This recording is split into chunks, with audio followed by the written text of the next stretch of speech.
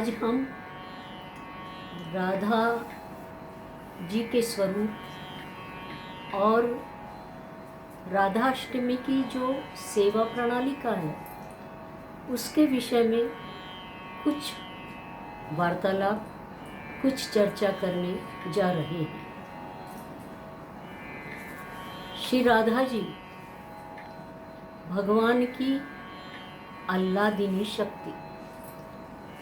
श्री राधा जी के लिए कहा गया है कि राधे तू बड़ भागिनी, कौन तपस्या कीन, तीन लोक के स्वामी जो है तेरे आधीन। ये भगवान की राधा शक्ति, भगवान की नित्य सिद्धा शक्ति और भगवान की अवतार लीला में भी भले भिन्न रूप से सदा साथ रहने वाली श्री शुकदेव जी ने श्रीमद् भागवत में अवतार लीला और नित्य लीला दोनों का गान किया है, लेकिन श्री राधा जी का नाम स्पष्ट रूप से नहीं लिया है। श्री शुकदेव जी श्री राधिका जी के पोपट हैं और यहाँ जब वो परीक्षित को भागवत श्रवण करवा रहे हैं तो यदि अगर भागवत सुनाते वक्त श्री शुकदेव जी जब श्री राधिका जी का नाम लेते हैं तो उन्हें 6 मास की समाधि लग जाती है, और अगर राधिका जी का नाम ले ले और 6 मास की समाधि लग जाए तो फिर परीक्षित का उद्धार कैसे हो सकता है। अतः स्पष्ट रूप से भागवत जी में कहीं भी श्री राधा जी का नाम नहीं आता है। इस तरह श्री राधा वो हमेशा भगवान के वाम भाग में विराजती है, श्री चंद्रावली जी दक्षिण भाग में विराजती है और उनके दोनों के श्रृंगार हमेशा एक जैसे होते हैं। अब हम यहाँ देखते हैं कि जब वृषभानु जी के घर में श्री राधा जी प्रकट होती है तो अभी तो दिन चढ़ा न चढ़ा कि वृषभानु जी के घर में आनंद उल्लास छा जाता है। ब्रजवासी एक दूसरे पर हल्दी और दही उछालने लगते हैं। तब पता पड़ता है कि कीर्ति जी ने एक संतति उत्पन्न की है और यह बालिका भाद्रपद सुद अष्टमी अनुराधा नक्षत्र के दिन जिनका प्रादुर्भाव हुआ, रूप की राशि और प्रसूति ग्रह में एकदम जिसको कहते हैं उजाला छा गया। ये अचानक ऐसा प्रकाश, ऐसा उजाला क्या हुआ।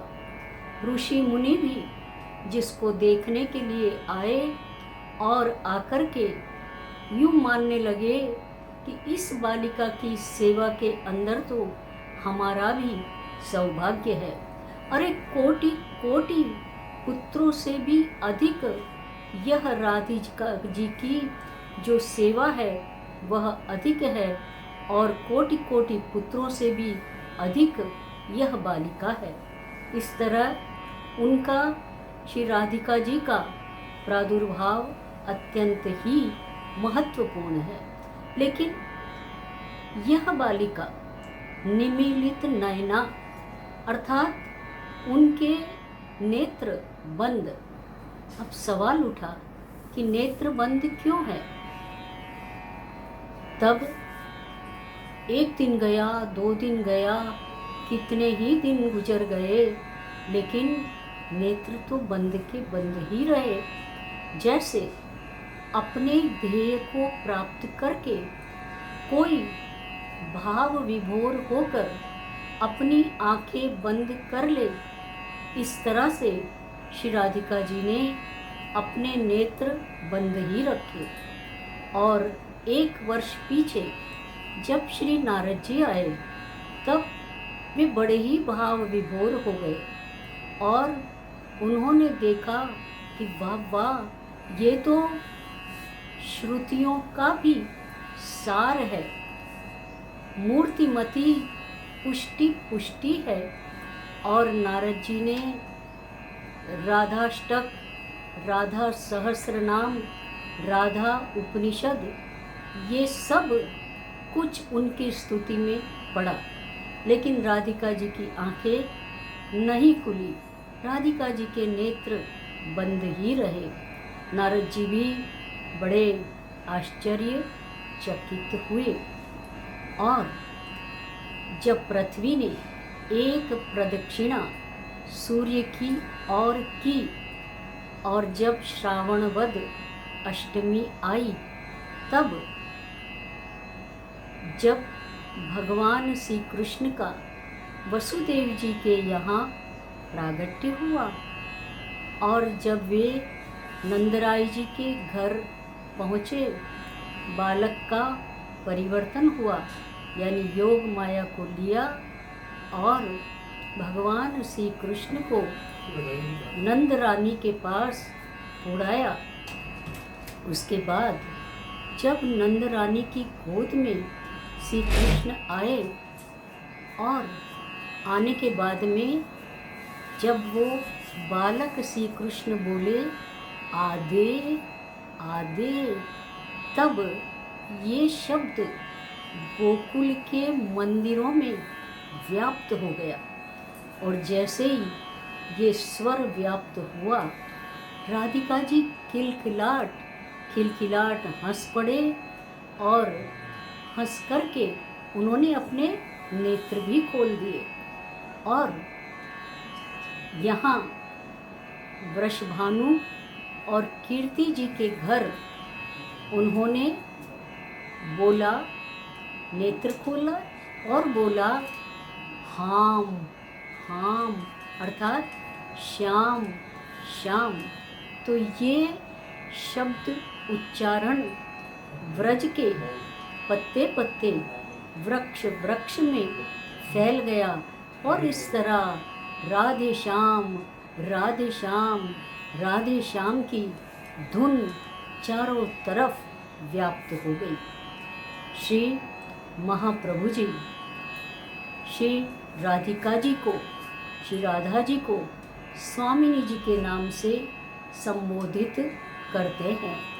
अब हम थोड़ा ये देखते हैं कि श्री राधिका जी ठाकुर जी को इतने प्रिय है, इतने प्रिय है कि जब भोग धरा जाता है, यानी जब हम ठाकुर जी को भोग धरते हैं तो धूप दीप उतारे जाते हैं। धूप दीप उतारे जाते हैं, उस वक्त धूप और दीप में चंदन और अगरू की सौरभ होती है। तो उसके लिए उस वक्त एक श्लोक बोला जाता है। जो श्लोक बोला जाता है वो श्लोक इस प्रकार है कि श्रीमद् राधांग सौगंध्या अगरु धूपार्पणाद विभो भावात्मकृत सामग्र्या भोगेच्छाम प्रकटीकुरु।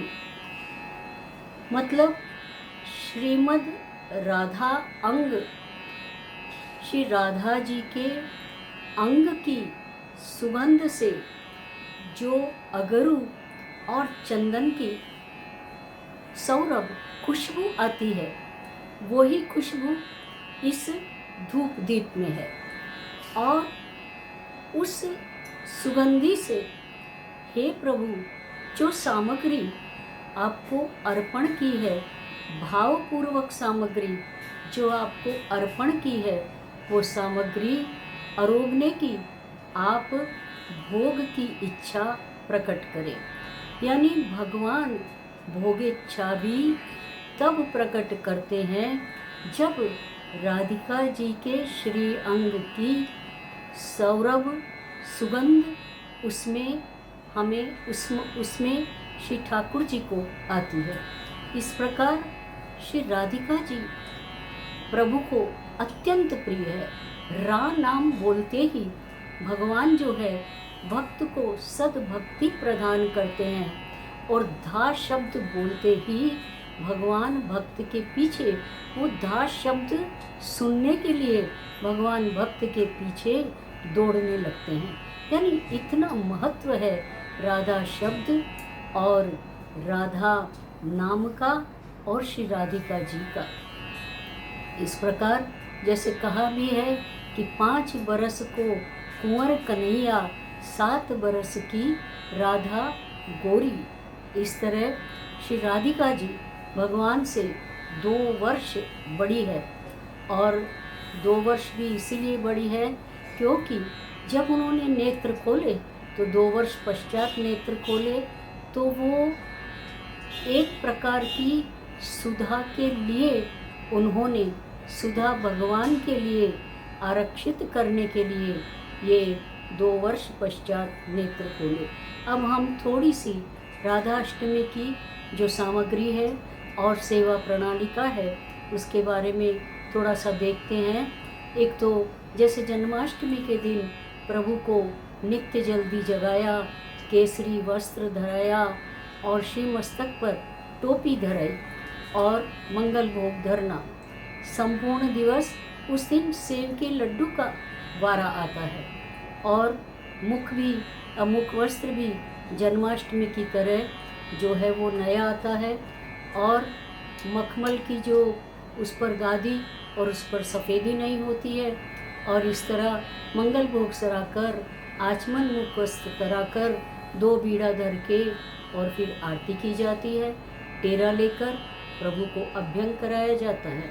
अभ्यंग आंवले में किंचित गुलाब जल मिला करके, गुलाब का इत्र मिलाकर किंचित उसको उष्ण पहले से ही कर लेते हैं और उष्ण करके सिद्ध करते हैं, और इस तरह से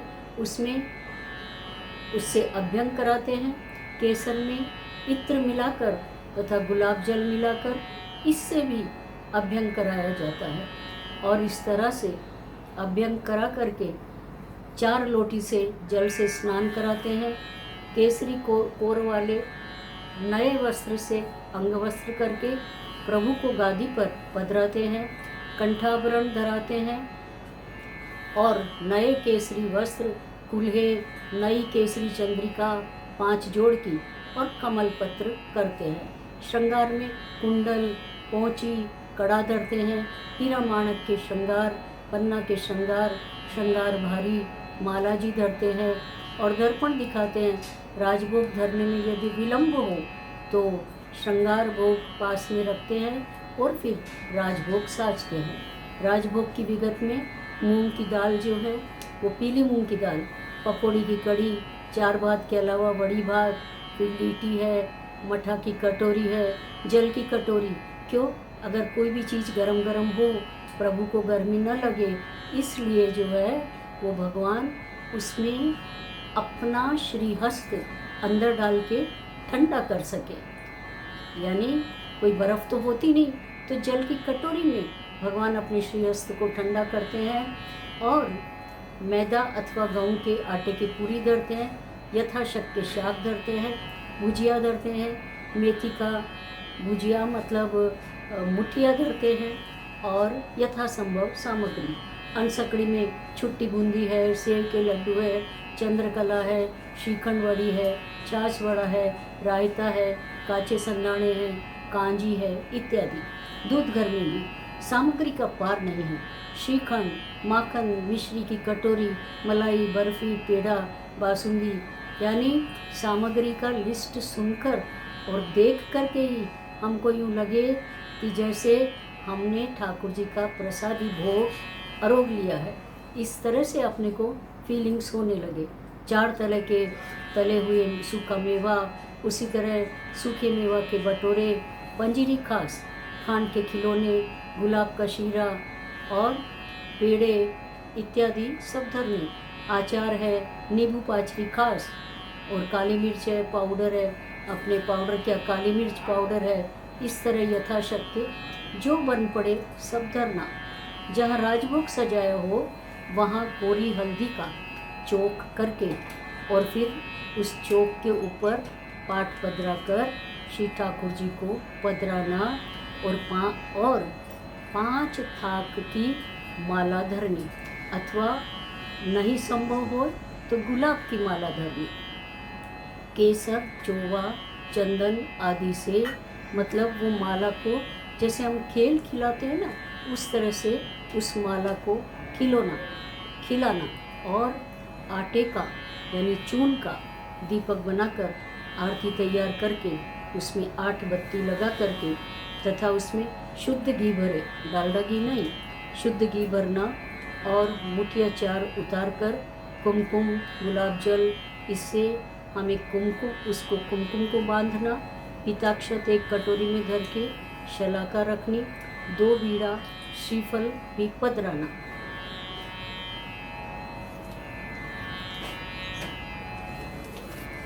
उसके बाद आरती प्रगटा कर प्रभु को प्रणाम करके घंटा बजाना। ग्रह सेवा में टकोरा और शंख की आवश्यकता नहीं है। फिर प्रभु को तिलक अक्षत करके श्रीफल पर कुमकुम लगाकर दाई तरफ धरना। श्रीफल पर यथाशक्य भेंट धरनी, मुठिया उतार कर आरती करनी, दंडवत प्रणाम करके प्रसादी तिलक परस्पर करना।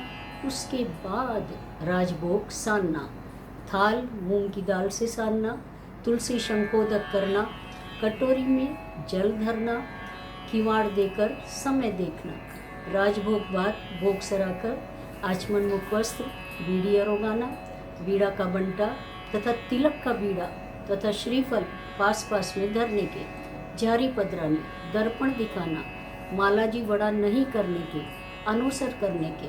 अब उत्थापन का क्रम आता है और उत्थापन के बाद में फिर शयन का क्रम आता है और सिंहासन पर ठाकुर जी को पधरा कर शयन भोग धर के श्री प्रभु को सिंहासन पर ठाकुर जी को पधराना, शयन आरती करना, टेरा लेना, श्रृंगार वड़ा करना, किनारी बिना की केसरी टोपी पहनानी, प्रभु को कोड़ाना और कीर्तन के समय झांझ पखावत की ध्वनि नहीं होती। जहाँ श्री स्वामिनी जी विराजते हैं वहाँ ये ध्यान रखना कि श्री स्वामिनी जी और श्री ठाकुर जी दोनों को उबटन और चंदन केसर के साथ अभ्यंग होता है। मंगला आरती के बाद स्वामिनी जी को स्नान होते हैं। रेशमी दरियाई की साड़ी, चोली, न्यूपुर, चूड़ी तथा नथ इतना आभूषण धरे जाते हैं। पट्टे पर लाल वस्त्र बिछाकर 2 बार बिंदी अथवा तो जिसको कहते हैं तिलक, 2 बार अक्षत लगाकर झालर घंटा शंख ध्वनि के साथ दूध से स्नान करवाया जाता है। और दूध के स्नान में दूध के चतुर्थ भाग का बूरा आता है। फिर जल से स्नान कराकर अंग वस्त्र के साथ केसरी साड़ी, चोली, श्याम जरी के तार वाली श्रृंगार अष्टमी का ही करना और कमल पत्र भी करना। हमारे यहाँ पुष्टि मार्ग में एक बात खास है, वो बात यूँ है कि पुष्टि मार्ग में अकेले श्री स्वामिनी जी की सेवा नहीं है। भगवान और स्वामिनी जी की सेवा श्री ठाकुर जी के साथ है। क्योंकि श्री कृष्ण का अर्थ भी आप देखिए, श्रिया सहितो कृष्णः श्री कृष्णः। श्रीनाथ को देखिए, श्रिया सहितो नाथः श्रीनाथ। तो इस तरह से हम श्री राधिका जी की भावपूर्वक सेवा करें। श्री राधिका जी वो शक्ति है कि उनकी कृपा से हमें श्री ठाकुर जी की भी प्राप्ति होती है, ठाकुर जी की कृपा भी प्राप्त होती है। अतः आने वाली राधा अष्टमी पर, आने वाली अर्थात इसी राधा अष्टमी पर हम भावपूर्वक इस भाव से सेवा करें कि हम पर श्री ठाकुर जी प्रसन्न हो और ठाकुर जी की प्रसन्नता और कृपा हमें प्राप्त हो।